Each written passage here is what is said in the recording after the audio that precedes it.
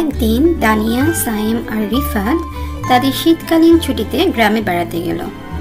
সাইম বলল, শুনছো, আমাদের এই গ্রাম থেকে একটু দূরে একটা পাথরের গুহা আছে।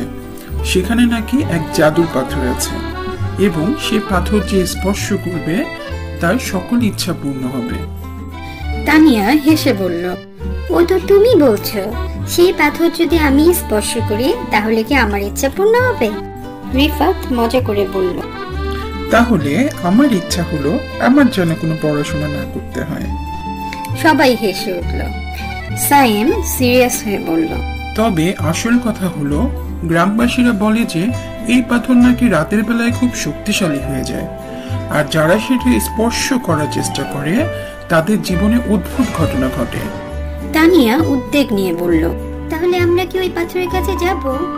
রিফাত হাসি দিয়ে বলল, চলো দেখি। যাই হোক, আমরা ইচ্ছা পূরণ করতে তো যাচ্ছি। তিনজনই গুহার দিকে এগিয়ে গেল।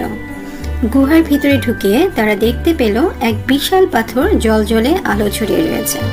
সাইম বলল, এটা তো সেই পাথর, দেখো কেমন আশ্চর্য। তানিয়া বলল, এটা কি সত্যি জাদু পাথর? আমরা কি স্পর্শ করব?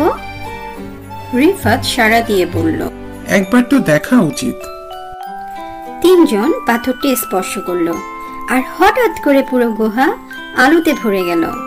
পাথর থেকে একটি পুরনো কণ্ঠ ভেসে আসলো, তোমরা আমার শক্তি ভোগ করছো, এখন তোমাদের ইচ্ছা পূর্ণ হবে। তবে এক শর্তে, যে ইচ্ছা তোমরা হৃদয় দিয়ে চাও তা পূর্ণ হবে। তানিয়া বলল, আমার ইচ্ছা আমরা যেন সবাই সুখে থাকি। পাথর চমক দিয়ে বলল, তোমাদের ইচ্ছা মেনে নিলাম। পাথর সত্যি তাদের ইচ্ছা পূর্ণ করেছে। তিনজন আবার গ্রামে ফিরে এসে দেখলো গ্রাম আরো শান্তিপূর্ণ ও আনন্দময় হয়ে উঠেছে।